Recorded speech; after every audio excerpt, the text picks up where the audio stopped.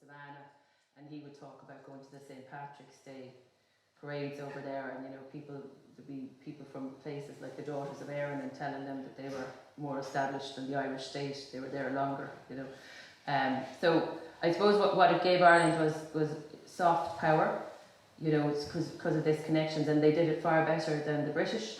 The British, in some of the diplomatic papers that I saw were kind of, amazed at how these Irish politicians were getting this access, but it was all connections, and I think it was because they came from the position that they came from, and they knew the importance of having access to power.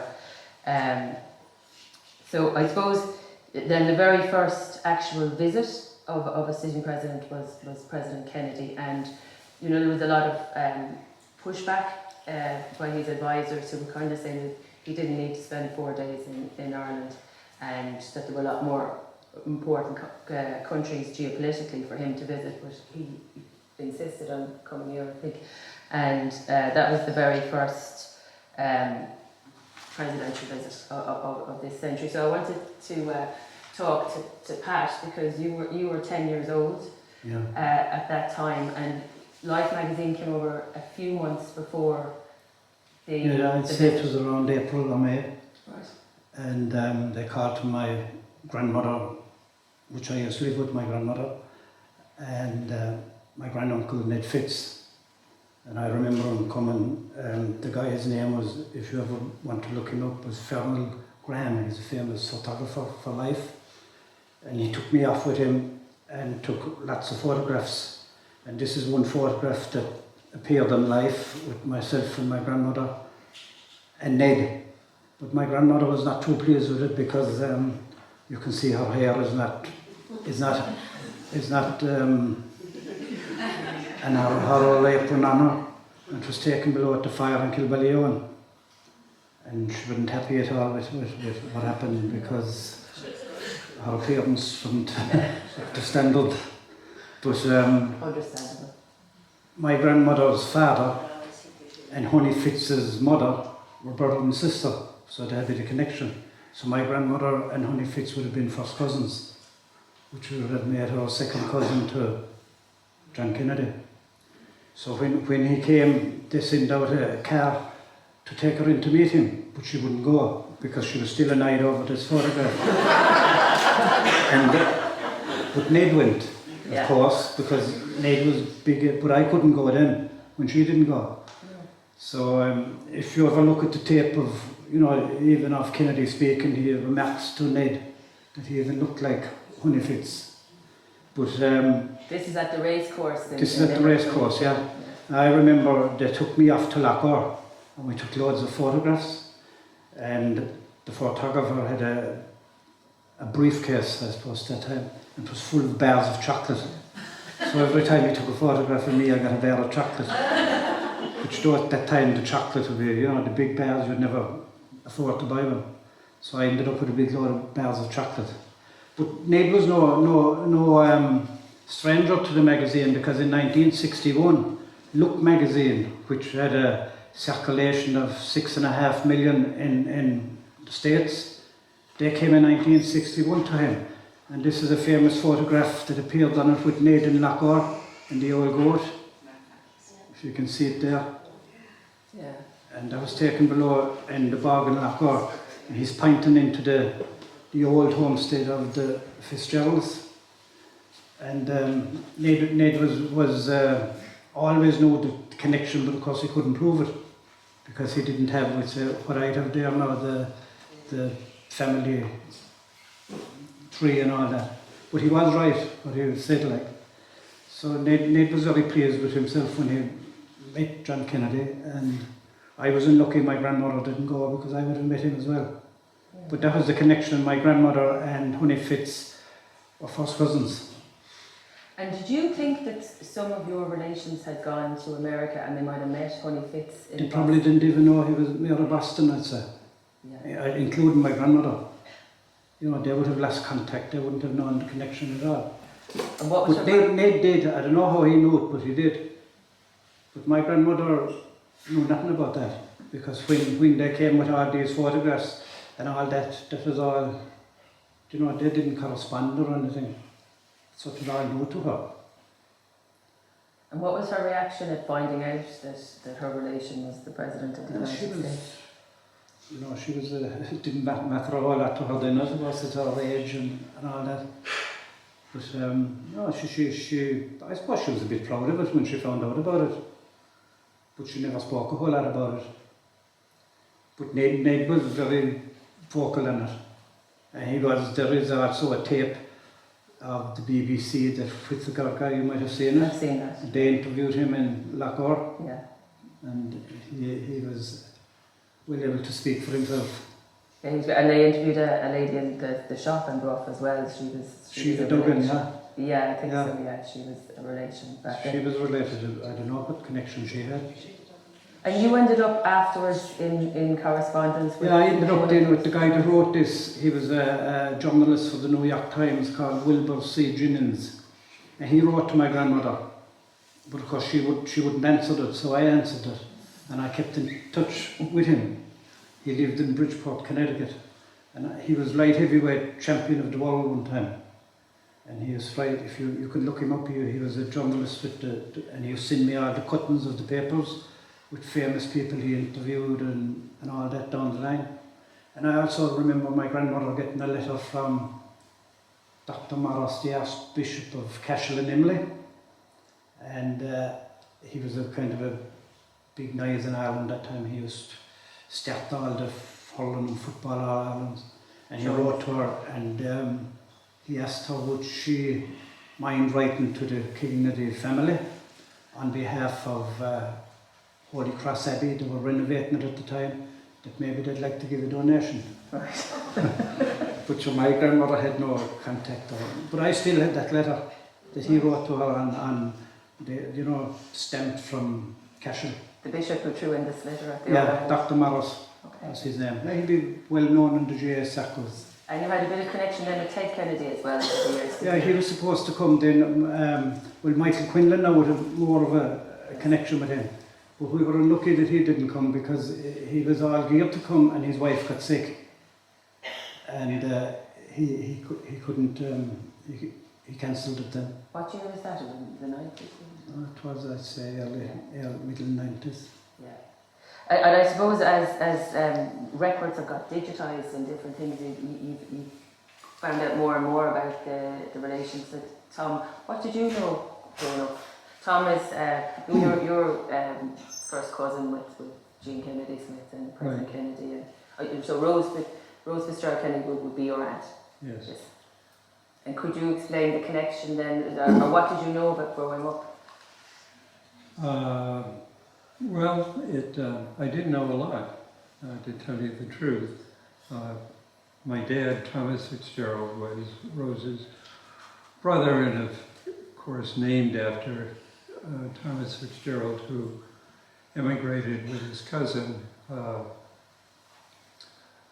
Mary Ann Fitzgerald, and they lived in the town of Acton when he first came, and he was insisting that he was still going to be a potato farmer. That was his passion. His younger brother James had come to the States as a 13-year-old boy with an uncle, and then his mother and 3 sisters came to Boston before he migrated. But after making a go as much as he could in Acton as a potato farmer, he moved into Boston, became a fishmonger, and he met the boats in the morning and he met them at night, and he had to get a license as a peddler, and a week after he got the license to be a peddler, he married Rose Cox, and they had children quickly. They had 12 children in 20 years, and as a family member said, she seemed to always be pregnant. And when Honey Fitz was born, he was a frail baby, and they took them on, I think the second day after he was born, they took him to St. Stephen's Church to be baptized, because it was said by the church if you weren't baptized as an infant, you went to, no, not purgatory. Limbo, was it? No, Limbo. Yeah. It's just another one of the church's myths. But anyway, when they were having a christening party for Grandpa Fitz, his brother James, Thomas had raised enough money to move to the Midwest to be a farmer. And at the christening party, his brother Jim said, why don't you come and work with me and give me the money that you had saved, and we can widen our activity in the grocery store. It could become a bar at night. And that's what he did. He worked hard. He was a frugal man. Talking about the early days, my grandfather would tell the story when he was born. They lived in the north end of Boston, and he, in a two rooms on the top floor of a three-story place, which was a gift because they had a window that could bring in light. And he said their beds at night were straw on the floor. And after Thomas had become more successful, he went into real estate and bought a building. There were stores on the first floor, and then they had a second and third floor. But the real gift of the house was it had an indoor toilet, which was a big deal. Luxury back then. Yeah, it was a luxury. So anyway, that's Thomas. Because, yeah, and as you say, they did really well, but you were telling me there's a very tragic story about your great-grandmother, about how she ended up dying. Right. There was a story told that Tom had taken the boys. They had two girls, but both died in early infancy. But Tom had taken his sons to a fair out in the country and on the train, and while they were gone, a rider came through the north end saying there had been a terrible train accident, and Rose thought all her children had been killed, and she collapsed on the floor and died. So Thomas was still alive, but and life moved on a bit. But then his dad died of pneumonia, and there were the 7 boys, and there was a great fear that because they had no parentage, that they would be divided up and shipped out. And so Honey Fitz said, I need to get a better paying job. He was 22, I can take care of my brothers. And at the time he was at Harvard Medical School.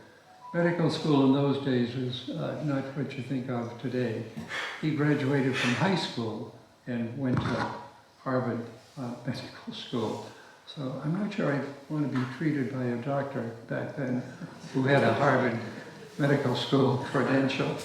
But that's when he turned to a man named Martin Lemesney, who was one of the power brokers in Boston politics, and got a job at the Custom House, and that led to a path in politics. Which ended up with him becoming, was it the first Irish-American mayor of Boston? No, there was a Michael Collins, who was an Irish-American mayor, a term before Grandpa Fitz became mayor. He died in office. Someone else came in, and then Grandpa literally ran against the machine in the city of Boston. This is a picture of one of his campaigns on the back of this book. For Mayor John F. Fitzgerald.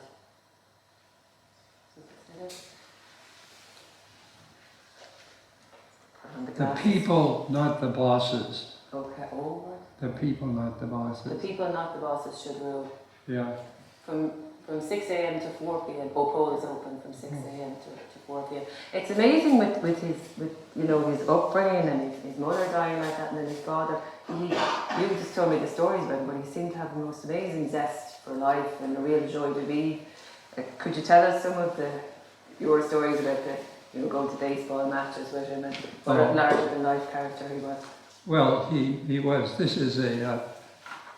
He was on the go all the time. He probably belonged to 9 societies in the city of Boston. He was out all the time. And it got worse. He was home even less after he became mayor. And this is a picture of the family together as adults. And what's interesting is when he came in for the picture, my grandmother said, "It's nice that you came home for the picture, Johnny."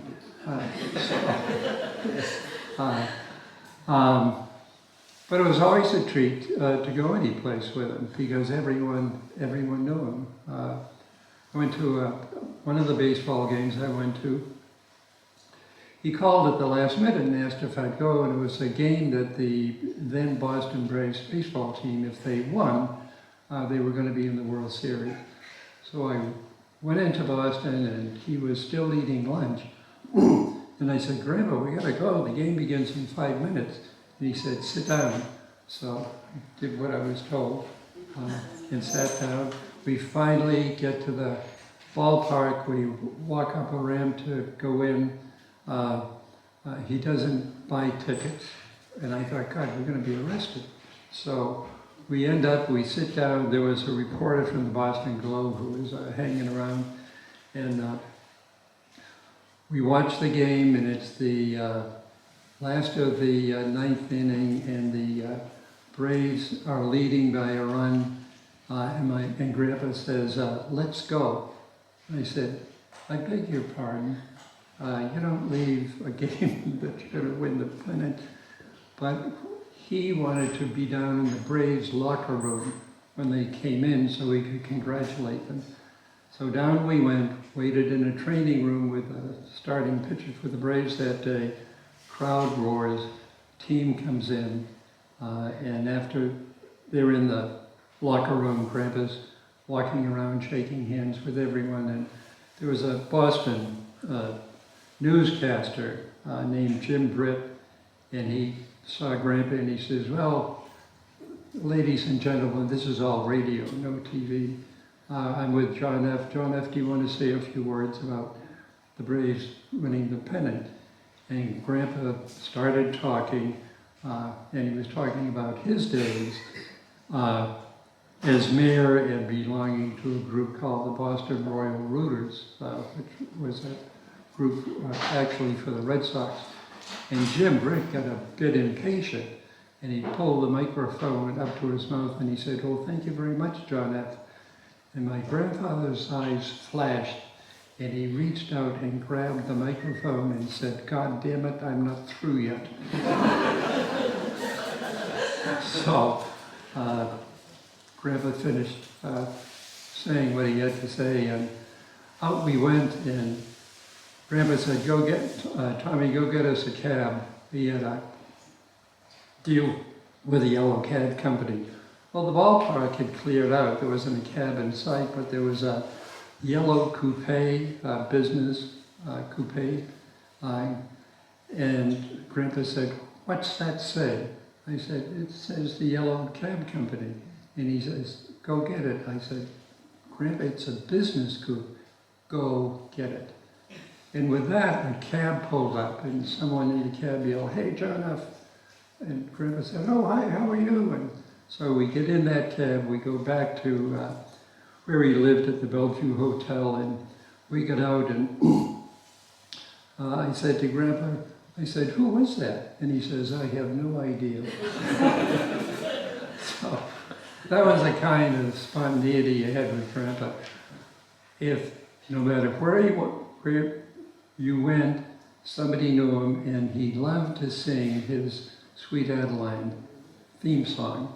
And you could be in a restaurant in the middle of a meal, and if someone said to him, "Oh, Grandpa, I loved your voice," he would stand up and sing Sweet Adeline.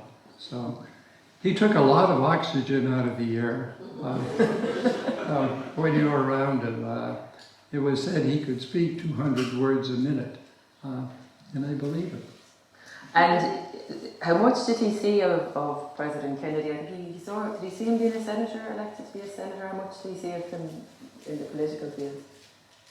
Did he live to see much of that? No, he died in 1950. But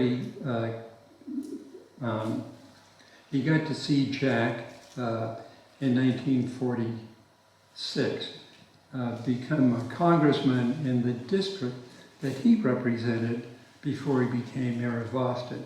That's an interesting story because the district covered the north end, and there were five children. He had 5 children at the time living in this house in the north end. But he was away in D.C. Most of the time. And so my grandmother said, I can't raise my children here. So they kept the house and the family moved to Concord, Massachusetts, so they could be out in the fields in the sunshine. So 46 was the... So he saw that much Right. of his... Right. JFK was elected senator in 52. Okay.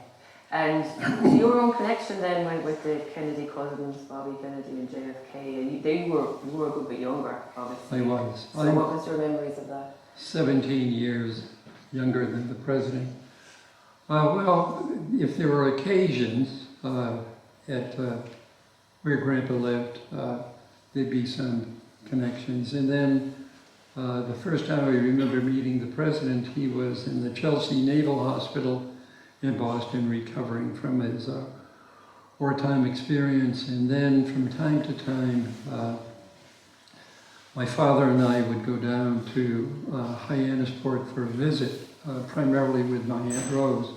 And on those occasions, you'd walk the beach with Joe Kennedy, and there'd be other people around. And I remember one time, I was maybe in the 7th grade in school, and as we were walking up the beach, I was a swimmer, pretty good swimmer, and my dad turned to me and pointed to Jack, and he said, you know, he swam for Harvard. And I thought, oh God, are we supposed to jump in the ocean, have a race? But we didn't. So those were the kind of connections in events. I'll tell you one of the surprising things was the reception in the White House after the inauguration. And one of the things was you didn't call Jack anymore. It was Mr. President. Even for you? For everyone. Okay.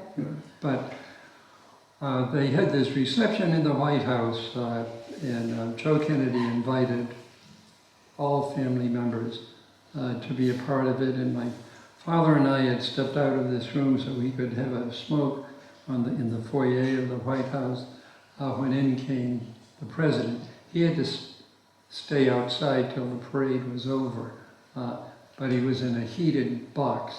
The rest of us were freezing to death.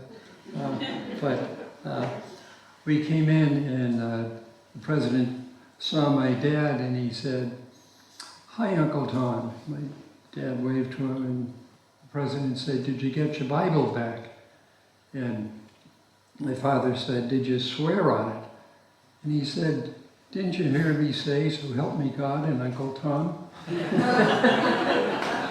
So, anyway, those were the kind of memories. But tell us about the story about how the Secret Service arrived at your house to get this Bible. This Bible came from Bruff. It was brought over, wasn't it, with your great-grandfather Thomas Fitzgerald? And my grandfather kept it, and it was given to my father for care. But like in a lot of houses, you burn trash in the backyard in a barrel. And So my father's out in the backyard burning trash one night, and Secret Service agents come out of the trees. Looked at my father and he said, we're here to pick up the Bible, to take it to D.C. And the Bible didn't have a case, and so my father put it in a shopping bag from a local supermarket and handed it off. That eventually got a case. I remember another observation you made about the inauguration was that there was a guy with a suitcase, which I've heard since from talking to people, you know, connected with the president, who went everywhere with him. Was it handcuffed? Yeah. It was the naval attaché that traveled with him with this briefcase that had the atomic bomb codes in it. And I thought, he'll never be alone. So, and hopefully, they'll never have to undo the handcuffs, but use it. Lynne, just to say, we have Kerry Fitzgerald. Oh, fantastic, okay.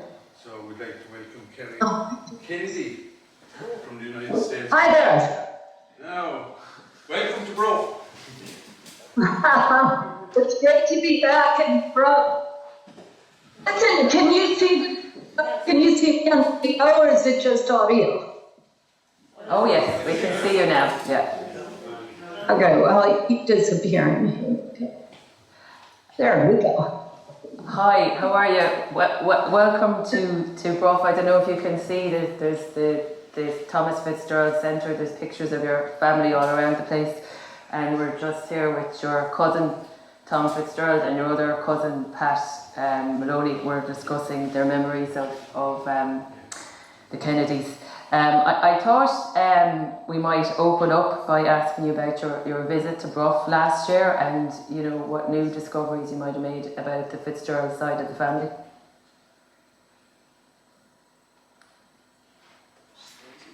And that went through. You freeze?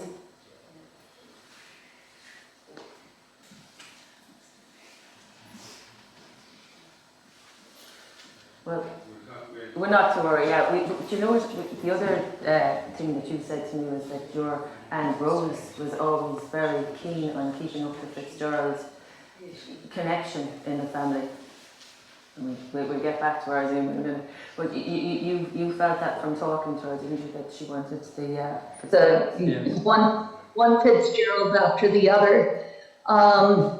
And Brian, of course, took me around, so that was fabulous, and it was really an extraordinary time.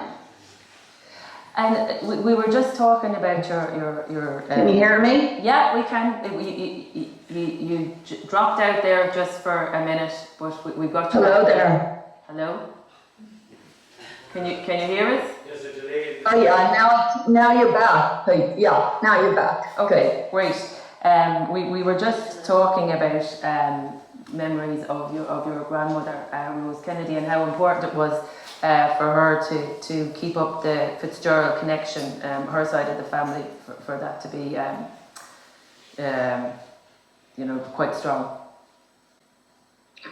Yes, of course. So she was very proud of her heritage, and of course, Honey Fitz had died by the time I was born. This is her father, but she talked a lot about her father and her siblings as well, who she kept close to. But she especially loved to talk about Honey Fitz, who of course was the mayor of Boston, and how full of life and vigor and fun he was. You know, he loved people. And even after he was no longer mayor, he would take the train at about 4 o'clock in the afternoon. He would take the train, and the commuter train, an hour north of Boston, and then switch tracks and take it back down an hour south and walk around saying, "Hi, I'm Honey Fitz," and just going around meeting people, shaking their hands and meeting people on the train.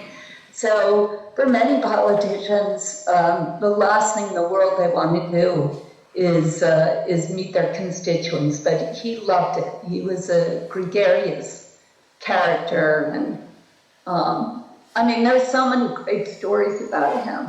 When he used to come to Hyannisport, this is the story we tell people who are coming to visit our home.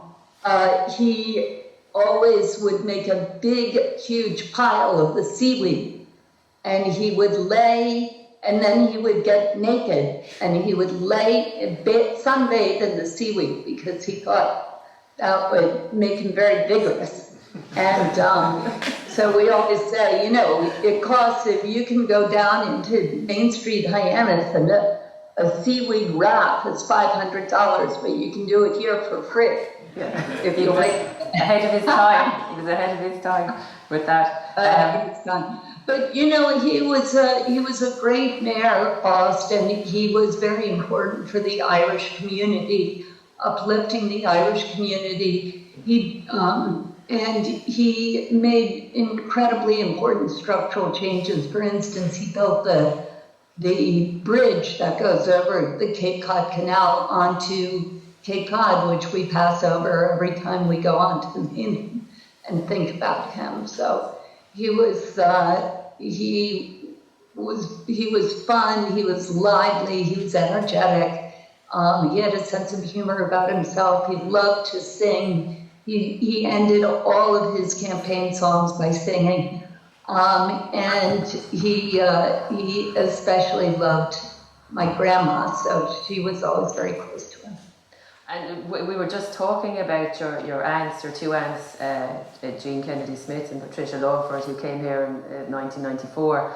And I remember when Jean Kennedy Smith made this speech, she actually mentioned that Honey Fitz was especially close to your father in the speech.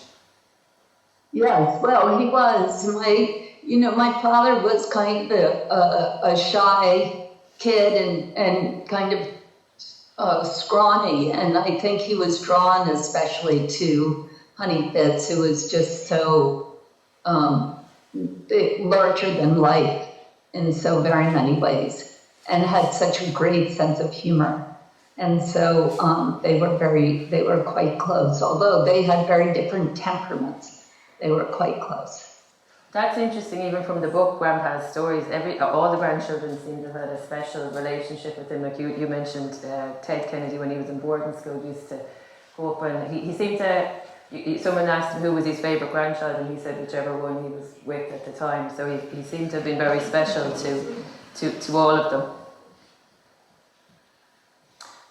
And I was just going to ask you as well about, did you ever visit the farm in Concord, where the Fitzgeralds first came in Massachusetts when they came from Ireland? I never have, and I would like to do that. I've been to Concord many times, and I was not aware of that. So I'm going to learn quite a bit today, and I look forward to going to that farm. I wonder if my cousins have visited it. Have you? It was in Acton, not in Concord. Acton, right, exactly. I was going to say, I think it was Acton. No, I haven't. Well, we'll have to go. Do you know what the address is by any chance? I have no idea. I have no idea how to find it. We could try and find out. Just looking around here as well, there's these famous quotes from President Kennedy and your father and Jean Fitzgerald Kennedy. They had an extraordinary command of the English language, and they're quotes now. They're in part of popular culture. Do you know, like, where did that come from in the family? We were always told that the British came to Ireland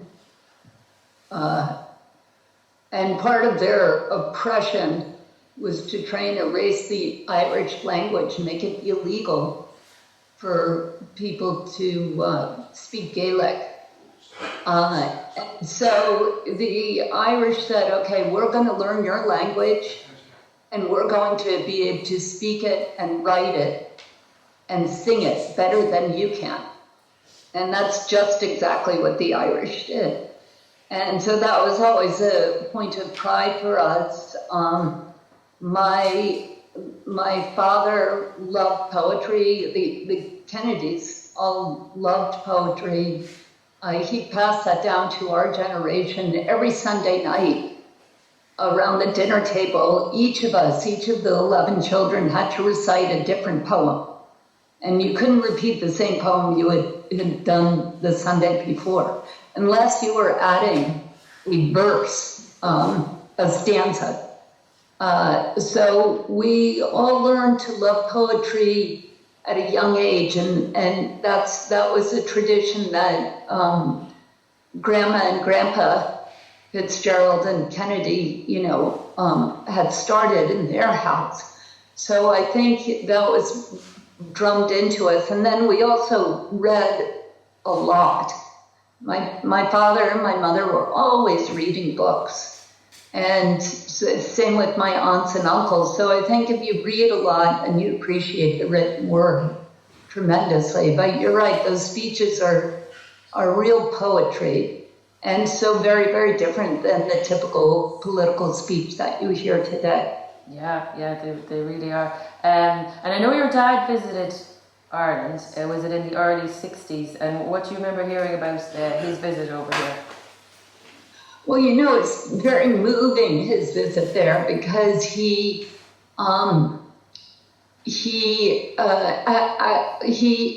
went to, he actually on that trip went to England first, and he visited, he put up a memorial to his brother Joe, and then he came to Ireland. And, like everybody else in our family, he was on the road to his roots.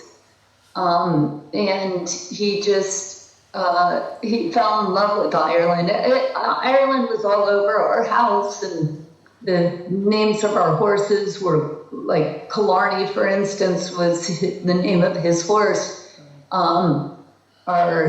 Our dogs were named for Ireland. Our horses are named for Ireland. He named me for County Kerry. It was just kind of a love affair with those roots, and something that he wanted to pass on to us as well. Yeah, because I was about to ask you next what were his feelings towards Ireland, but obviously you've answered that there. But I was reading as well that in I think it was 1964, he gave a speech and he was talking about the famine and how there used to be no Irish need apply signs in Boston, and he was very well versed on Irish history, and I think it informed his attitude towards immigration at that time. Do you think? Absolutely. My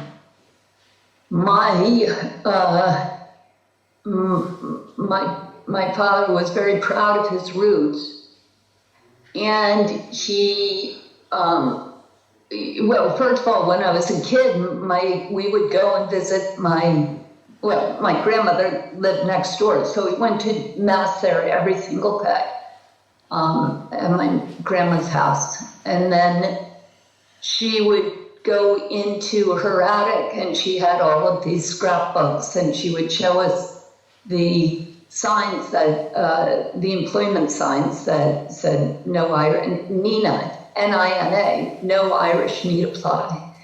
And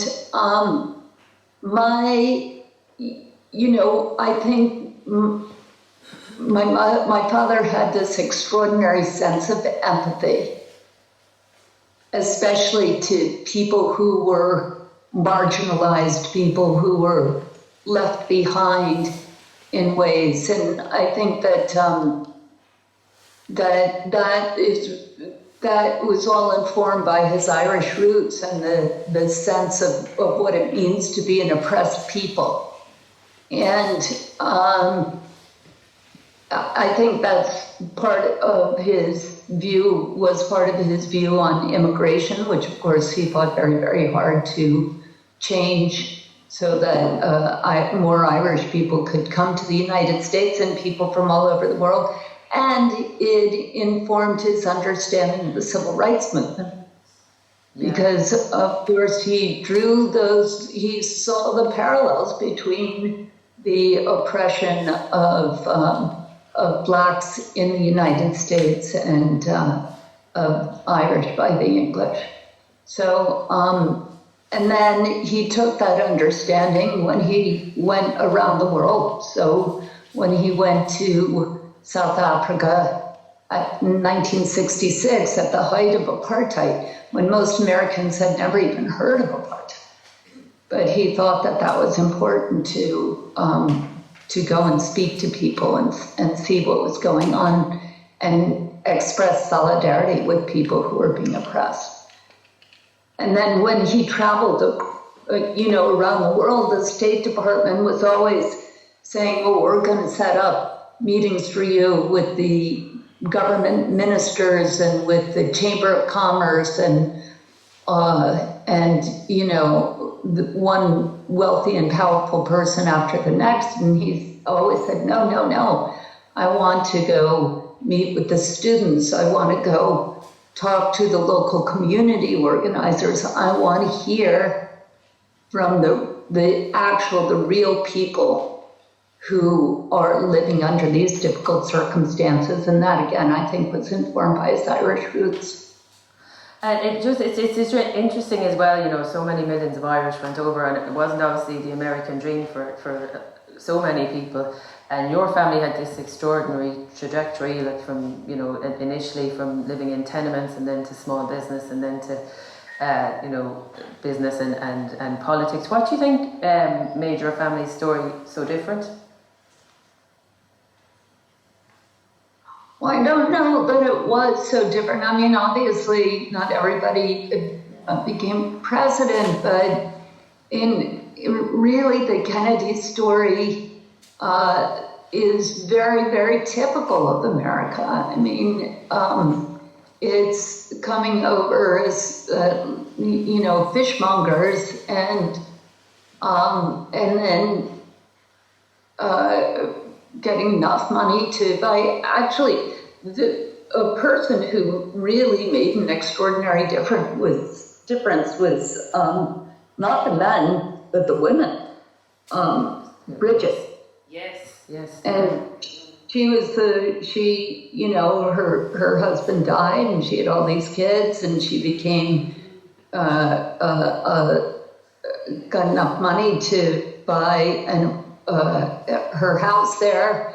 And then she became a landlady and she had a bar that she tended. And then she gained enough money to give my grandpa enough, loan him money to start his business. So, I mean, she was pretty extraordinary. But I think that kind of, that sense of determination, the importance of community, the understanding that there had to be a way to gain some power in a place that was so unfair. And they saw politics as a way of doing that, and of organizing the community and of starting to put a foothold in this country. Of course, it was so difficult then because the white Anglo-Saxons, Protestants, controlled everything in Boston. And eventually, in fact, that's why my grandfather, Joe Kennedy, moved to New York, because he saw that there was a ceiling of where he could go and what he could accomplish in Boston. Yes. And he moved to New York in order to spread his wings, and I think a lot of people did that. And I know Rose Fitzgerald, she came here in a visit with her father. Was it 1901 or 1903? They did it around the Europe tour. Did she ever speak of coming back? And I know they were back in Britain then. when your grandfather was the ambassador, but did she ever talk about coming back to Ireland again? Well, you know, there's just an endless kind of series of stories about Ireland in our household. And there was, I mean, for me, frankly, I was just such a little kid then. So but Grandma, the trip that Daddy took, the trip that Grandma took, the trip that Uncle Jack took, those are, people who just talked about those all the time, and that was kind of the aim of everybody. How old do I have to be before I can get a passport, and how can I, once I'm old enough to get a passport, how do I get from here to Ireland? It wasn't how do I get from here to Europe or to South America or someplace else in the world, and it wasn't. You know, that was the aim. I remember when I was 14, I got a passport for the first time, and immediately, within a week, was on a plane to Ireland. Well, that was your first visit, and we missed you dropped out a bit at the start, but I had just asked you about the last visit to Bruff, and had you learned anything new and what that trip was like? That was last year, wasn't it? Yeah, that was last year, just about a year ago now. And what was that like, or did you discover anything? Because it's interesting now, isn't it? You know, before it was much harder to get the records. You had to go to churches in different places, and now there seems to be more and more information available because of the digital age, I suppose. Yeah, well, you know, I just spent a day in Bruff, and I didn't organize it terribly well in advance, so. But thanks to Brian, who organized things at the last minute, I was able to go to the church, which was wonderful to see, where my ancestors where all of our ancestors prayed and got married, and where their funerals were held. I went to the fields where the ancestors lived.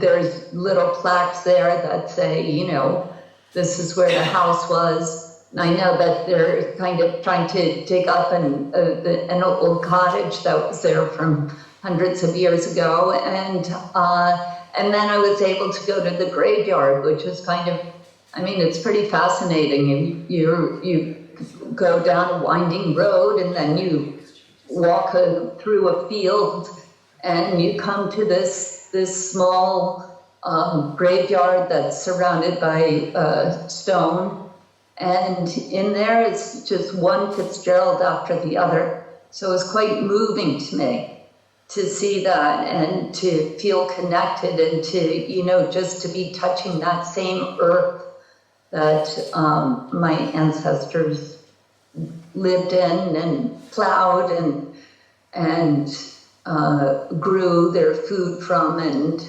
raised their children in. And actually, today there's a big Bruffer in a county final. Tom and a few of the others are going to. There's a big match in an hour or two. I was wondering, somebody said that they'd seen some of the relations in America with Limerick hurling shirts on. Have you been catching up that the Limerick hurling team won the All Ireland, or do you delve into that? Great, good to hear. Yes, that's really wonderful. Very, very happy. I have a nephew whose name is Declan, and he has the Limerick shirt that he wears all the time, his jersey. And I suppose finally, I was going to ask you about that. I suppose it's 170 years since your relations left here, and you know, there has been all these very strong connections over the years. But do you think as generations go on, they go on, does it get diluted? Do you think there'll still be that strong, as you said, when you were 14, you came over to Ireland? Do you see that in the younger generations? Do they still have the same interest?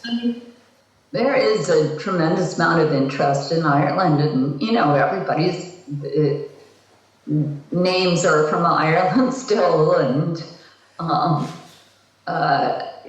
My niece Saoirse lived in Ireland, was born there and lived there. Actually, I guess she was born here. Where was she born?